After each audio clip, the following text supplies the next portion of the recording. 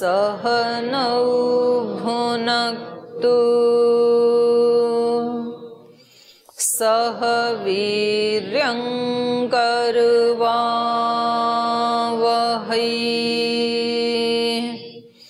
तेजस्विनावधीतमस्तु मा विद्विषावहै। ॐ व्रतानां व्रतपति व्रतं चरिष्यामि तच्छकीयं तन्मे राध्यताम् इदमहमनृतात् सत्यमुपैमि। ॐ शान्ति शान्ति शान्तिः।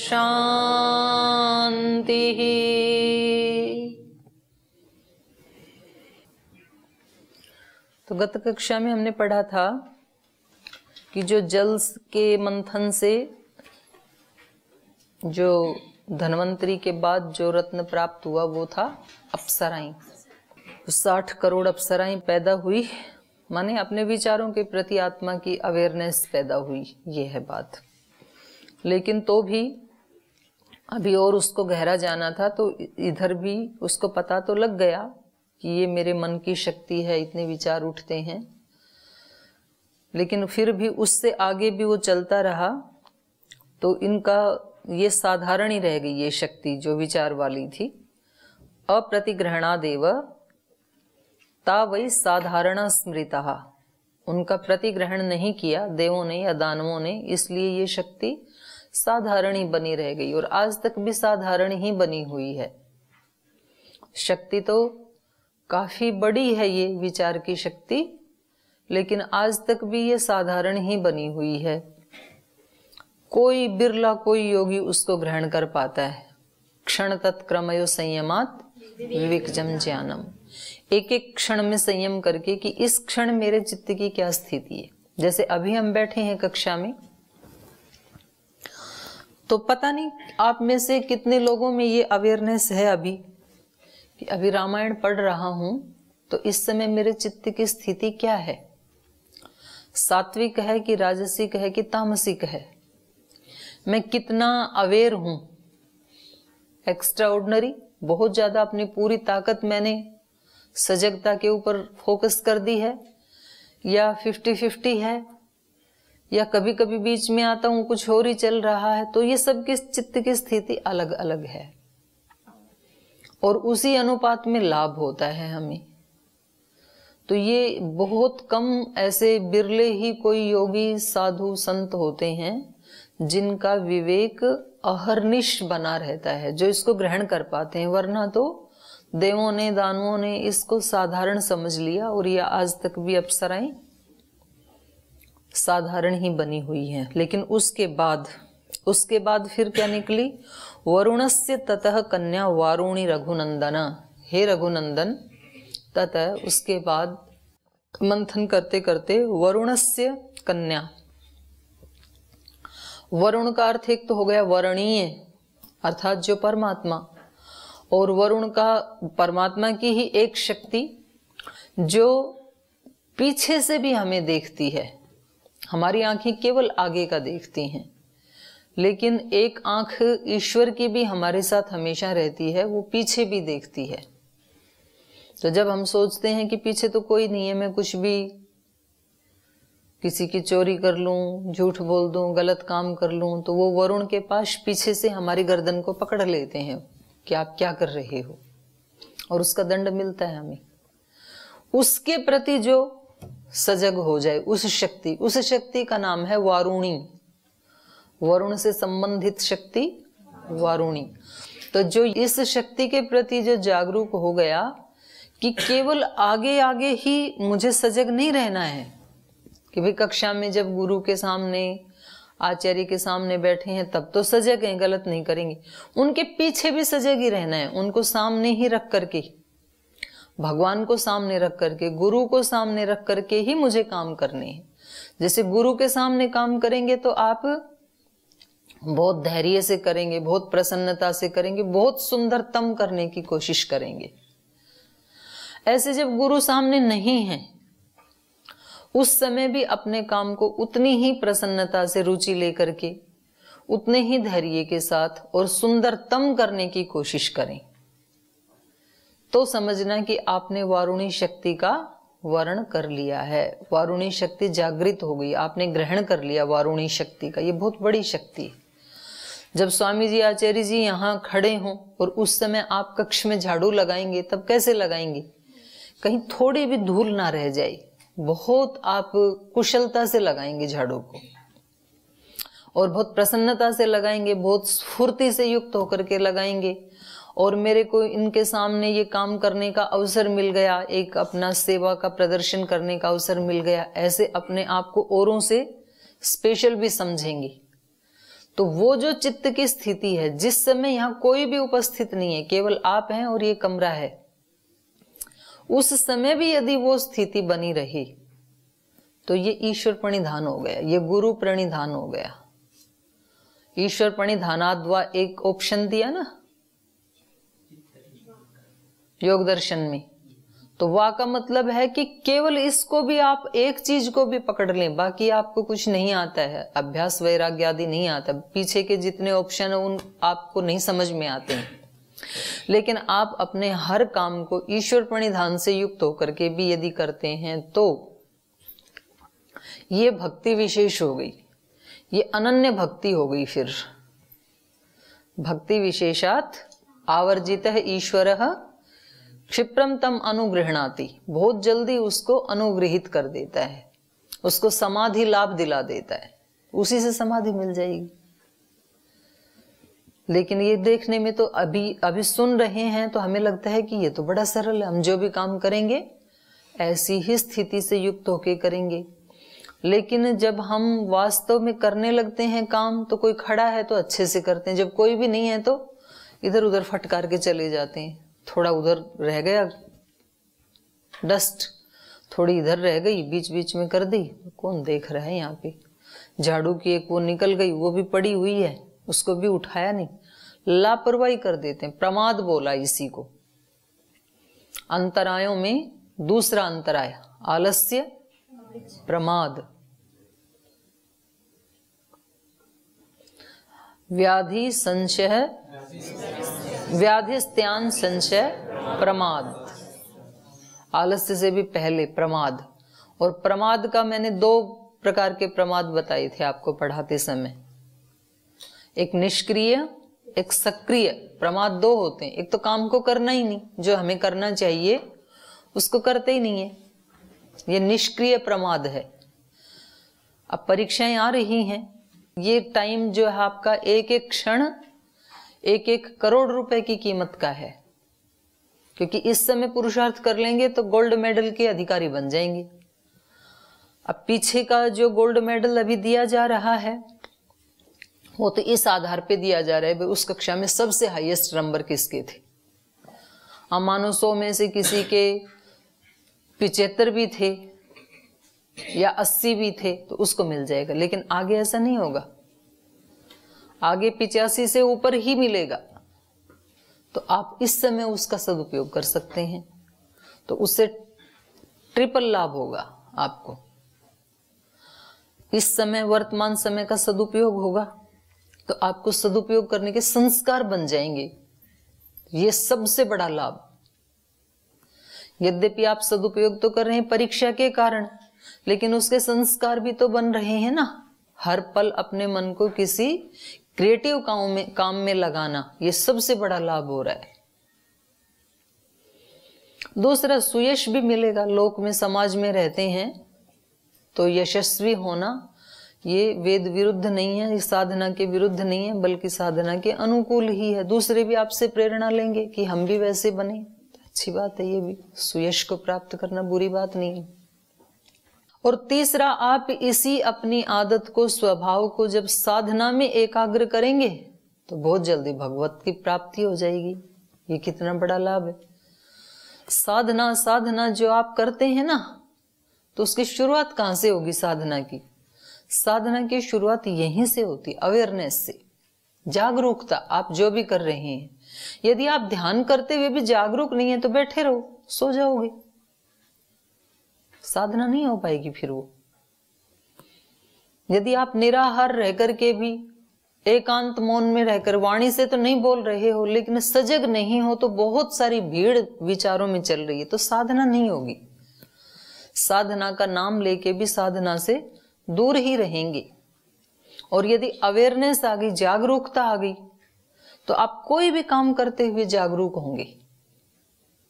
क्यों कर रहा हूं, किसके लिए कर रहा हूं, किस साधन से कर रहा हूं, किसने ये साधन दिया, क्यों दिया, किन कर्मों के फलस्वरूप दिया, आगे इससे क्या करना है, भगवत प्राप्ति करके क्या करना है, क्यों करना चाहता हूं भगवत प्राप्ति।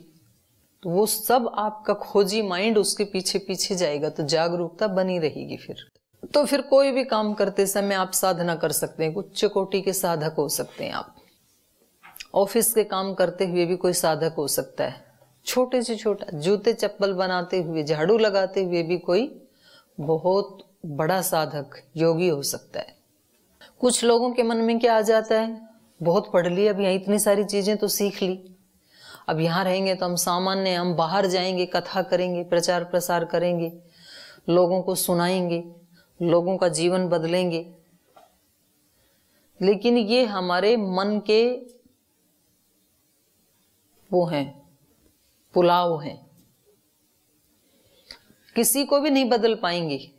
ऐसे बहुत लोगों ने ऐसे प्रयास किया, इधर उधर से पुस्तकों में पढ़ा, फिर लगा कि हम बहुत लोगों को बताएंगे और वो लोग इससे खुश हो जाएंगे और वो लोग अपने जीवन को बिल्कुल परिवर्तित कर देंगे। होता तो नहीं है, लोग सुनेंगे ही नहीं। सुन भी लेंगे तो आधा घंटा सुनेंगे, 31वें मिनट में भूल जाएंगे सारा।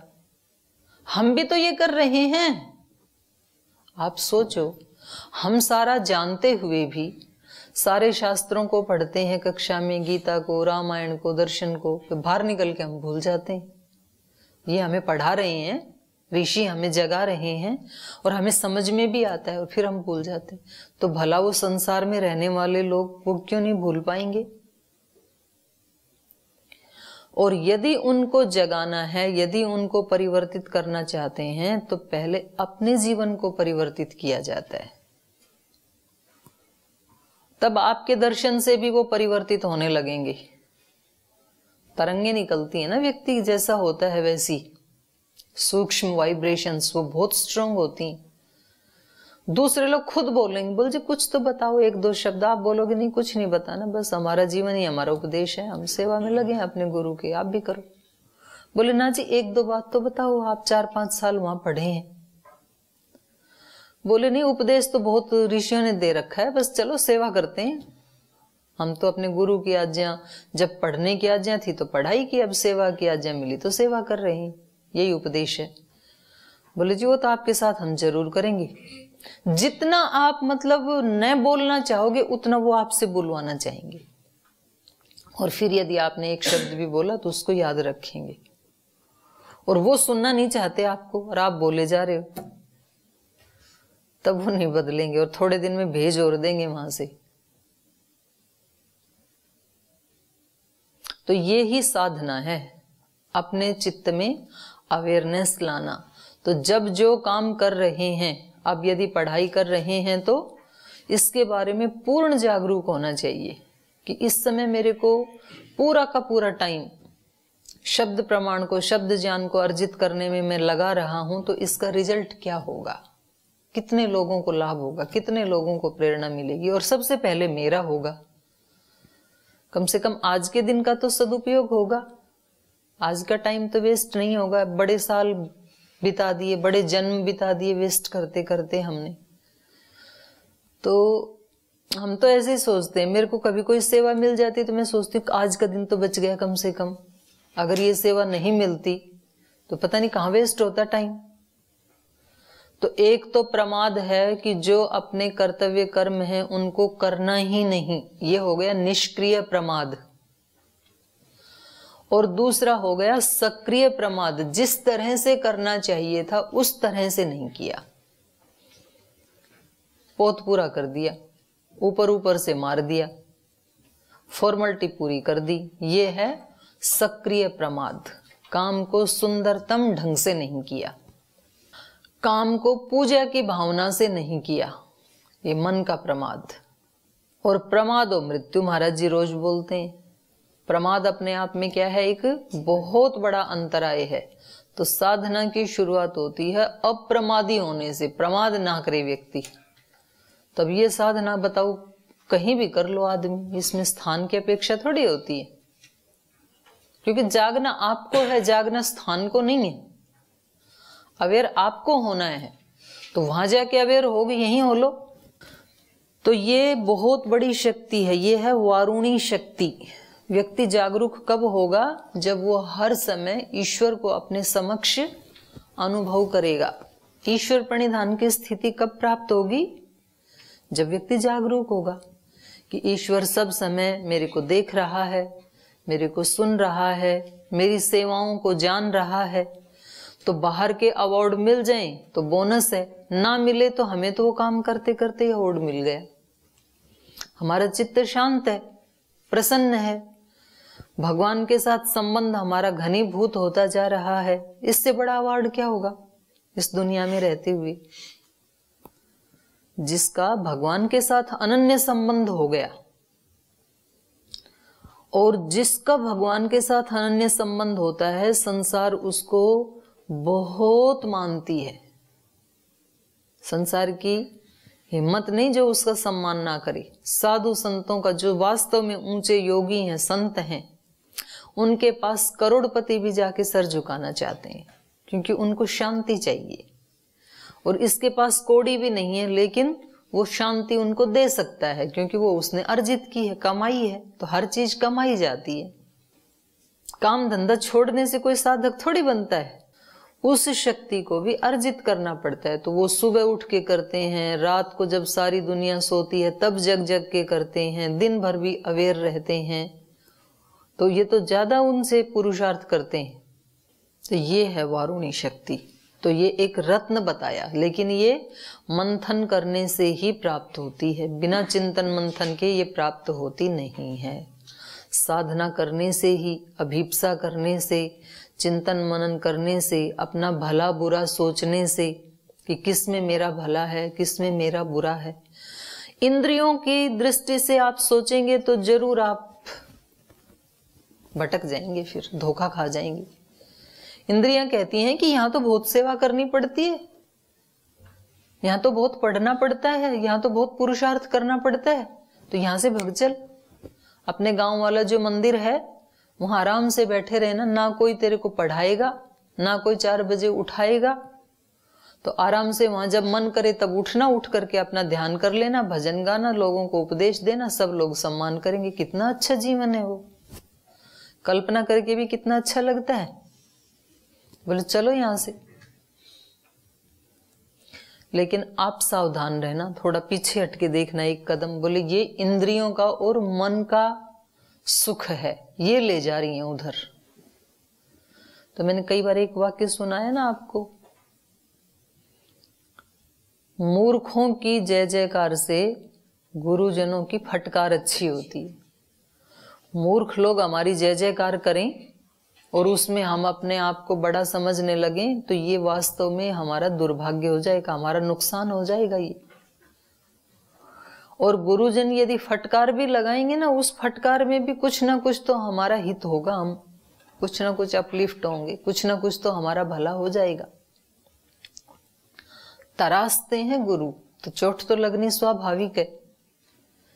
अहंकार को तोड़ते हैं, गलत आदतों को तोड़ते हैं, गलत संस्कारों को तोड़ते हैं, मन की गलत धारणाओं को तोड़ते हैं, जिनको हम ठीक माने बैठे थे।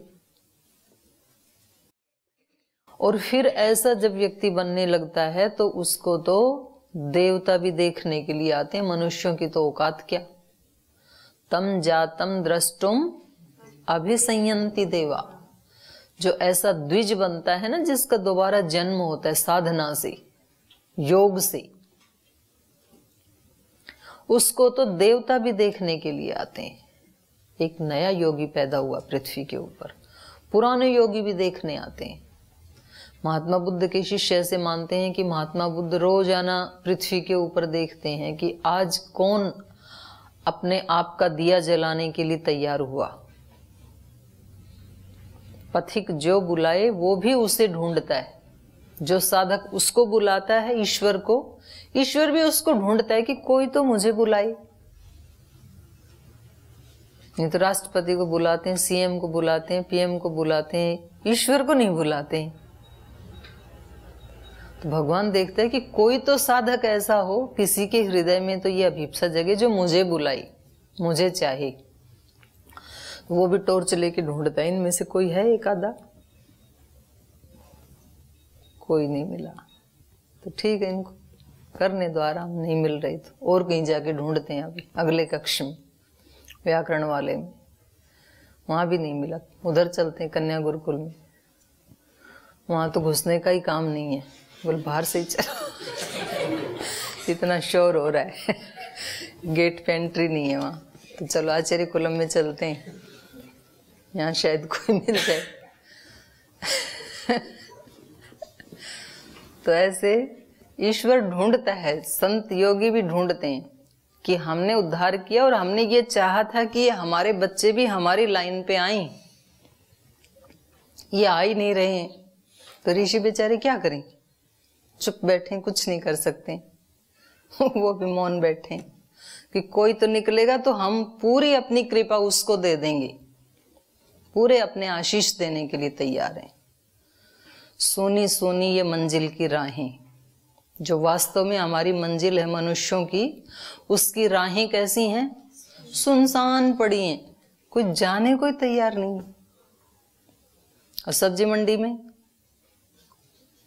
जगह ही नहीं है, मार्केट में धक्कम धक्का।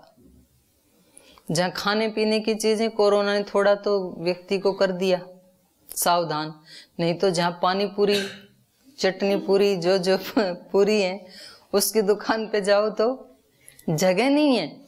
अच्छा, उसको बेचारे को वहां पसीने आगे, पसीने पूछने को टाइम नहीं है, फटाफट निकालो और दो, क्योंकि ये खाए जा रहा है गपागप, तो उसको पसीना आ जाता है, तो उसको टाइम नहीं है, तो वो फिर ऐसे झड़काता है तो एक दो टपके इसमें भी गिर जाते हैं, उसको टाइम ही नहीं है पूछने को।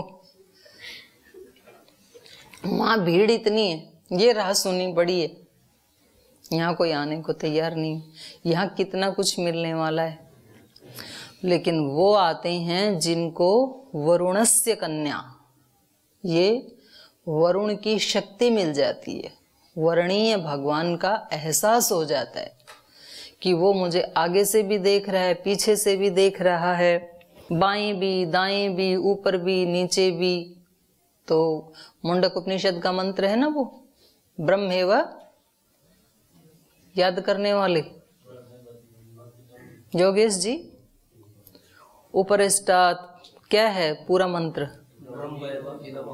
ब्रह्म एव इदम अमृतम, ब्रह्म पुरस्तात् अधस्तात् उपरिष्टात्, पश्चिम उत्तर दक्षिण सारा उसको दिखता है ये कि सब जगह वही है। पर ये होगा कब, जब इतना मंथन करेंगे तब, जितना इन्होंने किया। तो ये था श्लोक, वरुणस्य ततः कन्या वारुणी रघुनंदन। विश्वामित्र सुना रहे हैं श्री राम को, हे रघुनंदन, उसके बाद वरुण की कन्या वारुणी प्रकट हुई।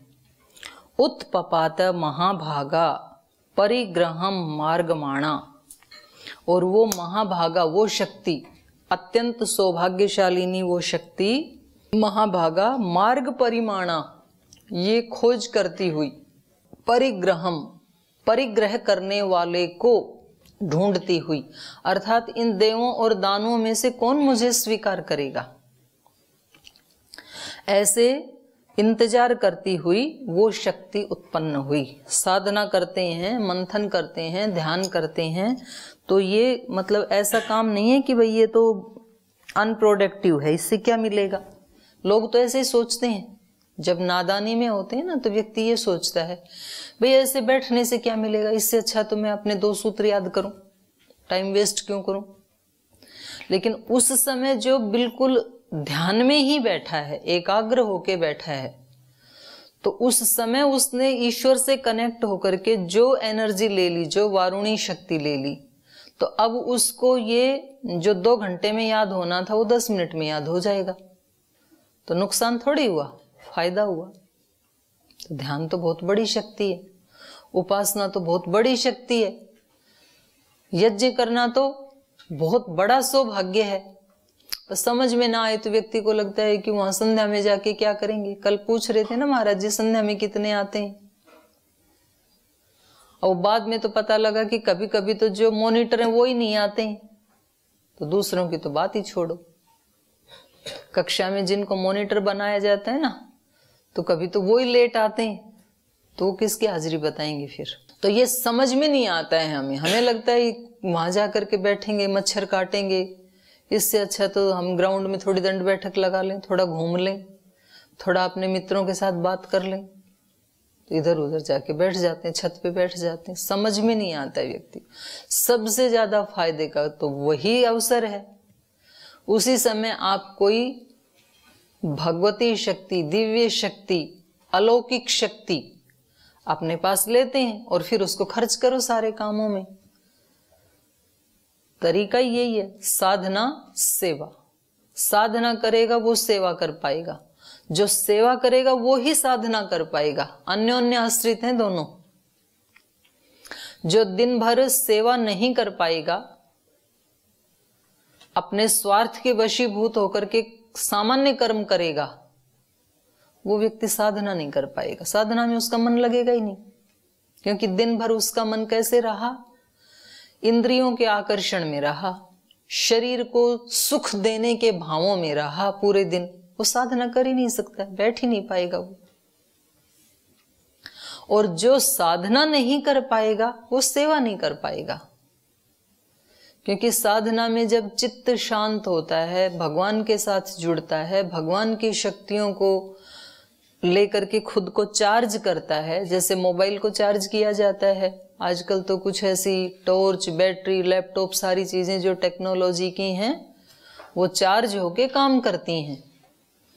तो ये संध्या उपासना ये अपने आप को चार्ज करने का टाइम होता है। जो मोबाइल चार्ज नहीं वो काम कर पाएगा क्या, सेवा कर पाएगा? नहीं कर पाएगा वो, कितना भी सुंदर मोबाइल क्यों ना हो। तो जो व्यक्ति उपासना नहीं करेगा, संध्या हवन साधना नहीं करेगा, वो सेवा नहीं कर सकता है। ये तो हो सकता है कि साधना के अतिरिक्त समय में भी व्यक्ति उपासना की स्थिति में रहे।